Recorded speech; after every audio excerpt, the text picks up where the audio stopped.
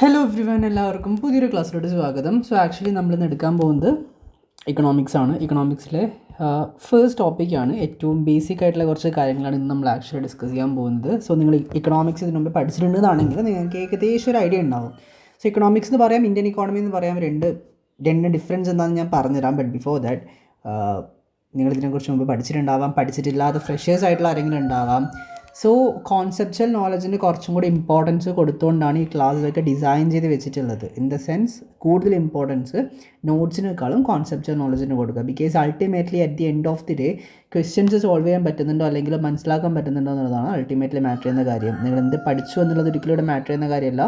പഠിച്ച കാര്യങ്ങൾ നിങ്ങൾക്ക് എക്സാമിന് യൂസ് ചെയ്യാൻ പറ്റുന്നുണ്ടോ ഇല്ലോ എന്നുള്ളതാണ് ഇവിടെ അൾട്ടിമേറ്റ്ലി മാറ്റർ ചെയ്യുന്ന കാര്യം. ബിക്കോസ് നിങ്ങളുടെ ഈ ഹിസ്റ്റോറിയൻ ആവുക എന്നുള്ളതോ അല്ലെങ്കിൽ അങ്ങനെ നല്ലല്ലോ, ഇക്കോണമിസ്റ്റ് ആവാന്നുള്ളത് നല്ലല്ലോ, എക്സാം ക്രാക്ക് ചെയ്യുക, ദാറ്റ്സ് ഓൾ. സോ കോൺസെപ്ച്വൽ നോളജിന് കുറച്ചും കൂടി ഇമ്പോർട്ടൻസ് കൊടുക്കുക. എനിവേ ഫസ്റ്റ് ഓഫ് ഓൾ സിലബസിനെ കുറിച്ച് പറയുകയാണെങ്കിൽ ബേസിക്സ് ഓഫ് ഇക്കോണമി മനസ്സിലാക്കിയിരിക്കേണ്ട കുറച്ച് ബേസിക്സ് ഉണ്ട്. ശേഷം നാഷണൽ ഇൻകം എന്ന് പറഞ്ഞ ടോപ്പിക് ഉണ്ട്. GDP, GNP, NNP എന്നൊക്കെ പറഞ്ഞ കുറച്ച് ടോപ്പിക്സ് ഉണ്ട്. Basically we can say national income, growth and development. ശേഷം ബാങ്കിങ് ആൻഡ് ഫിനാൻസ് എന്ന് പറഞ്ഞ ടോപ്പിക് ഉണ്ട്. മോണിറ്ററി പോളിസി എന്താണ്, മോണിറ്ററി പോളിസി കമ്മിറ്റി എന്താണ്, എങ്ങനെയാണ് RBI കംപ്ലീറ്റ്ലി ബാങ്കിനൊക്കെ കൺട്രോൾ ചെയ്യുന്നത്, ആ റിപ്പോ റേറ്റ് എന്താണ്, റിവേഴ്സ് റിപ്പോ റേറ്റ് എന്താണ്, സ്റ്റാൻഡിങ് ഡെപ്പോസിറ്റ് ഫെസിലിറ്റി എന്താണ്, SLR എന്താണ് പഠിക്കും.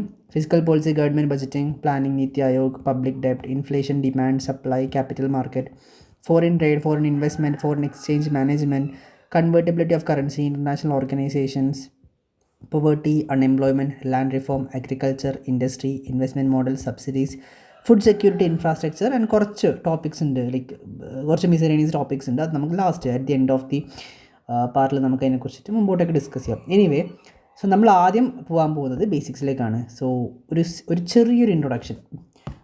Difference between economics and economy, ഇതിൻ്റെ രണ്ടിനും ഡിഫറൻസ് എന്താ?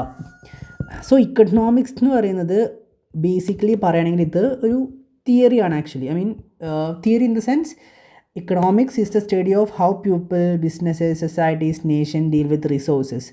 നമ്മുടെ രാജ്യത്തുള്ള ജനങ്ങളായിക്കോട്ടെ, ഓൺട്രപ്രനേഴ്സ് ആയിക്കോട്ടെ, സൊസൈറ്റി, നേഷൻ, ഗവൺമെൻറ് ഒക്കെ എങ്ങനെയാണ് റിസോഴ്സസിനെ യൂസ് ചെയ്യുന്നത് എന്നുള്ളതാണ് ഇവിടെ ആക്ച്വലി നമ്മൾ പഠിക്കുന്നത്. ഒരു രാജ്യത്തിൽ ഏറ്റവും ഇമ്പോർട്ടൻ്റ് ആയിട്ടുള്ള 4 റിസോഴ്സാണ് land, labour, capital and ഓൺട്രപ്രിനോർ.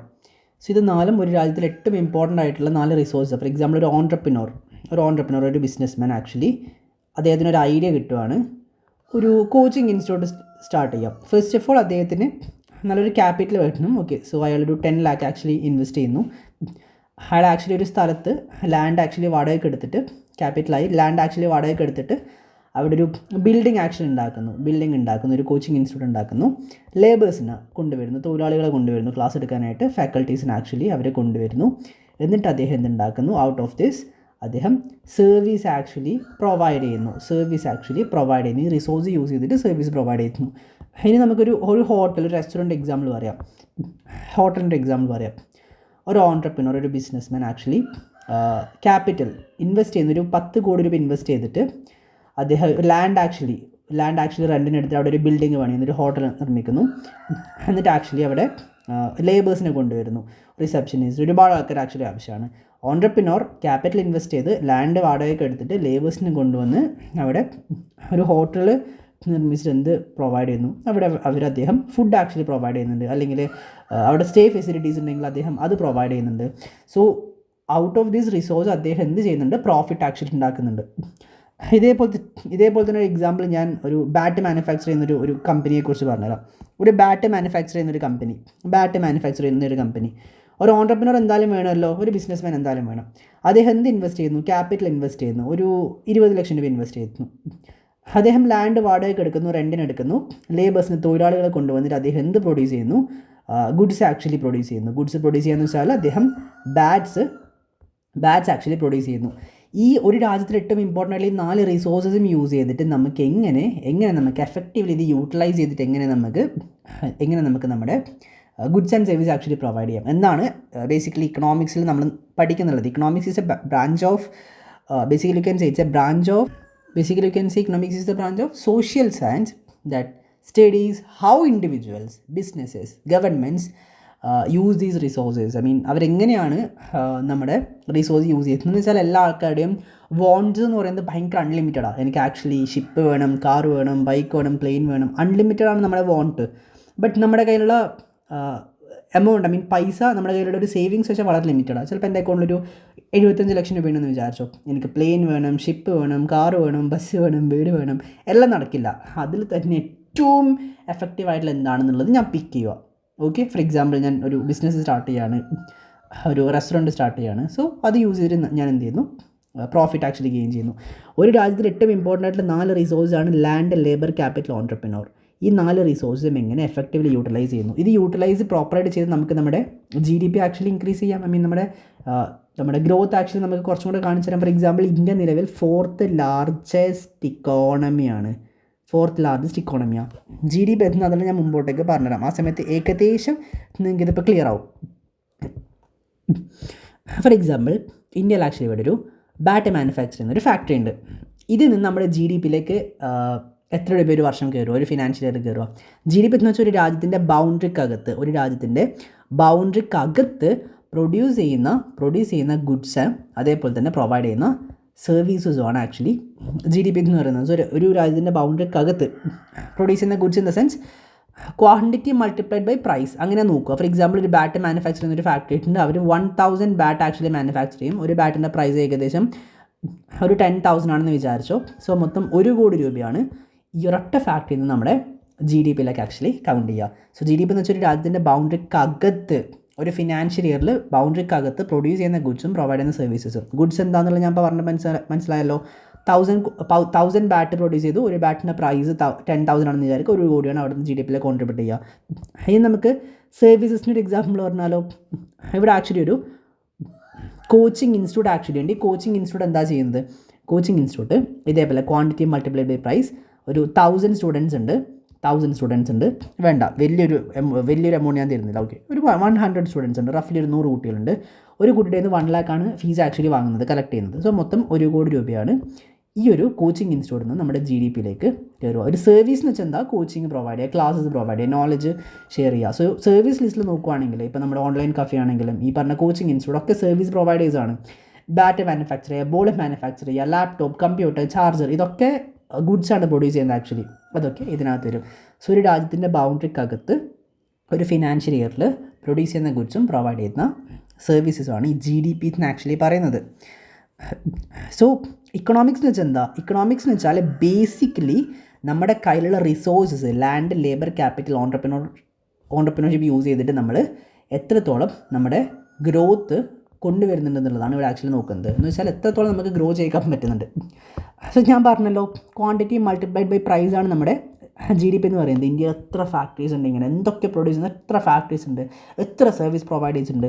Almost $4.1 trillion ആണ് നമ്മുടെ മൊത്തം ഇക്കോണമി എന്ന് പറയുന്നത്. ഇന്ത്യയുടെ GDP എന്ന് പറയുന്നത് ഏകദേശം 4.1 trillion ആണ്. ഇത് ആക്ച്വലി നമ്മൾ റുപ്പീസിലേക്ക് കൺവേർട്ട് ചെയ്തിട്ടുണ്ടെന്നാണെങ്കിൽ actually it's a huge amount, വലിയൊരു എമൗണ്ട് ആയിരിക്കും അത് actually. Almost 300 to 320 lakh crores actually വരും. $4.1 trillion എന്ന് പറയുന്നത്. സോ ഇതാണ് ഈ മൊത്തം കാര്യങ്ങൾ ആക്ച്വലി. സോ നോമിനൽ മെത്തേഡിലൂടെയാണ് നോർമലി നമ്മൾ GDP കൗണ്ട് ചെയ്യുക. ബാക്കി കാര്യങ്ങൾ ഞാൻ പറഞ്ഞുതരാം. സോ ഇതാണ് quantity multiplied by price. So നമ്മൾ നിലവിൽ എത്രാമത്തെ പൊസിഷനിലാണ് നിൽക്കുന്നത്? നമ്മൾ 4th ലാർജസ്റ്റ് ഇക്കോണമിയാണ്. സോ നിങ്ങൾ സൗത്ത് കൊറിയനെ കുറിച്ച് കേട്ടിട്ടുണ്ടോ? സൗത്ത് കൊറിയ കമ്പാരിറ്റീവ്ലി വളരെ കുറവ് ലാൻഡ് മാത്രമേ അവിടെ ആക്ച്വലി ഉള്ളൂ. കുറവ് ലാൻഡേ ഉള്ളൂ, ലേബേഴ്സും കമ്പാരിറ്റീവ്ലി കുറവാണ്. ഓക്കെ, പിന്നെ ക്യാപിറ്റൽ ആൻഡ് ഓൺട്രപ്രനേഴ്സ് എല്ലാം നോക്കുകയാണെങ്കിൽ കമ്പാരിറ്റീവ്ലി ലാൻഡ് വൈസ് തന്നെ ഞാൻ പറയുകയാണെങ്കിൽ നമ്മുടെ ഉത്തർപ്രദേശിൻ്റെ അത്രയ്ക്ക് ആക്ച്വലി സൗത്ത് കൊറിയ ഉള്ളൂ. ഇന്ത്യക്കകത്തുള്ള ഒരു സംസ്ഥാനം ഉത്തർപ്രദേശ്, അത്രയ്ക്ക് മാത്രമേ സൗത്ത് കൊറിയയുടെ ഏരിയ ഉള്ളൂ.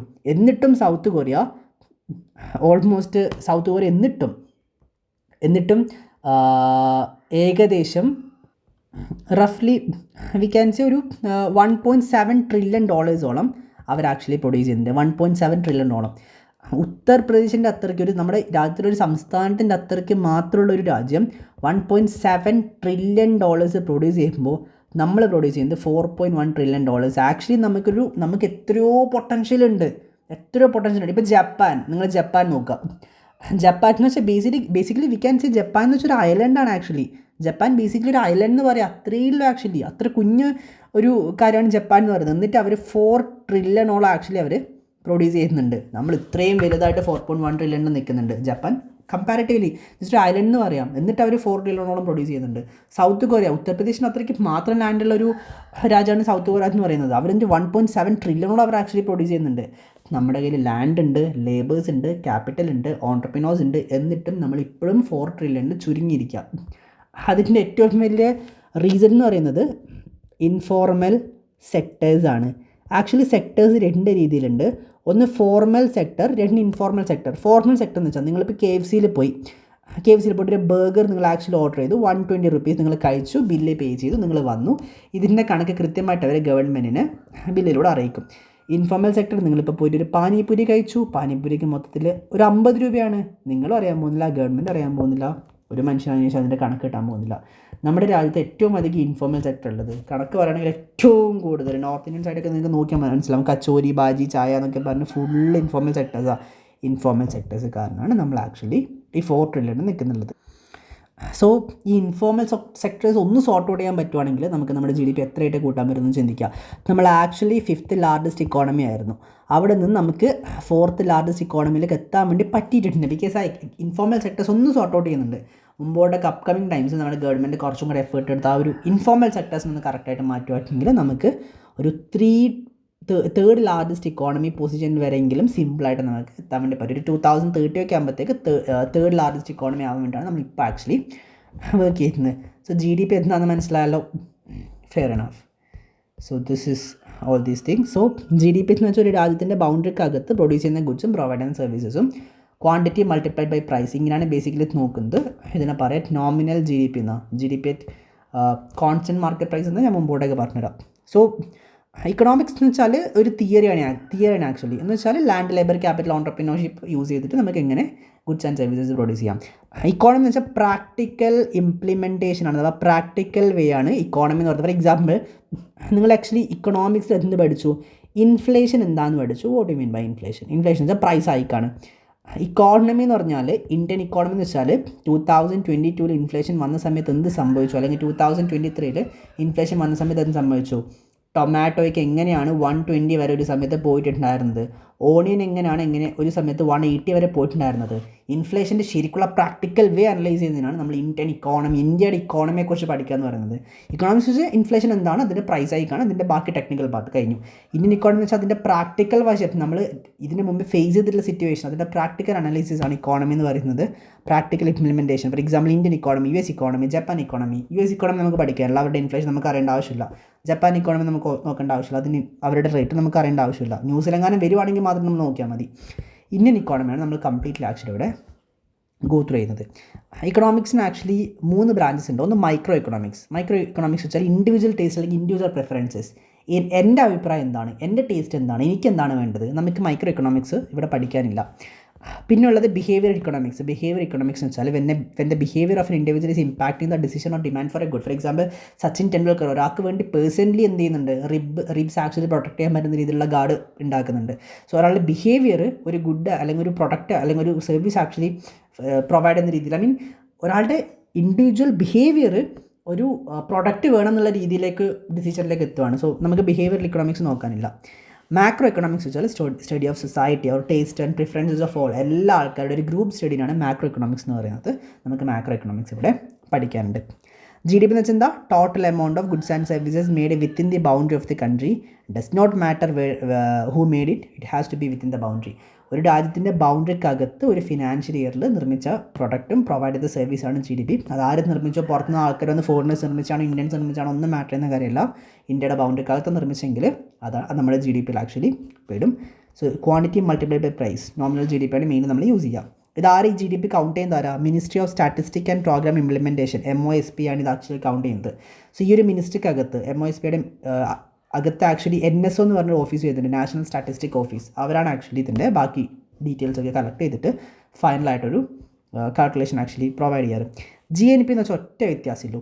നമ്മളിപ്പോൾ GDP ഇത്രയും നോക്കി, GDP എന്താ നമ്മൾ ക്ലിയർ ആയിട്ട് നോക്കി. GDP എന്ന് വെച്ചാൽ ഒരു രാജ്യത്തിൻ്റെ ബൗണ്ടറിക്കകത്ത് പ്രൊഡ്യൂസ് ചെയ്യുന്ന ഗുഡ്സും അതേപോലെ പ്രൊവൈഡ് ചെയ്യുന്ന services. Quantity multiplied by price. Quantity 1000 ആണ്, ഒരു ബാറ്റിൻ്റെ വില 10,000 ആണെങ്കിൽ അവിടെ നിന്ന് മൊത്തം 1 കോടി രൂപയായിരിക്കും നമ്മുടെ GDP-യിലേക്ക് ആക്ച്വലി കയറുക. GDP മനസ്സിലായല്ലോ. What you mean by GNP? GNP എന്ന് വെച്ചാൽ total amount of final goods and services produced by the nationals anywhere in the globe. ഇന്ത്യയുടെ രാജ്യത്തിൻ്റെ പുറത്ത് north America, south America, Europe, Asia, India എന്ന രാജ്യത്തിൻ്റെ പുറത്ത് ആൾക്കാർ പ്രൊഡ്യൂസ് ചെയ്യുന്ന ഗുഡ്സും പ്രൊവൈഡ് ചെയ്യുന്ന സർവീസസാണ് GNP എന്ന് വെച്ചാൽ goods and services produced by the nationals anywhere on the globe. ഇന്ത്യക്ക് പുറത്ത് ഒരുപാട് ആൾക്കാർ ആക്ച്വലി ഉണ്ട്, ഇന്ത്യൻസ് ആക്ച്വലി ഉണ്ട്. സോ അവർ പ്രൊവൈഡ് ചെയ്യുന്ന ഗുഡ്സും പ്രൊവൈഡ് ചെയ്യുന്ന സർവീസസാണ്. Total monetary value of goods and services made the nationals of a citizen of a country anywhere on the globe. അത് north America, south America, north Korea, എവിടെ വേണമെങ്കിലും ആവാം ആക്ച്വലി. സോ ഇതാണ് ബേസിക്കായിട്ട് എനിക്ക് പറയാനുണ്ടായിരുന്നത്. സോ ഇതിൽ ആർക്കെങ്കിലും എന്തെങ്കിലും ഡൗട്ട്സ് ഉണ്ടോ പ്ലീസ് കമൻറ്റ് ഡൗൺ.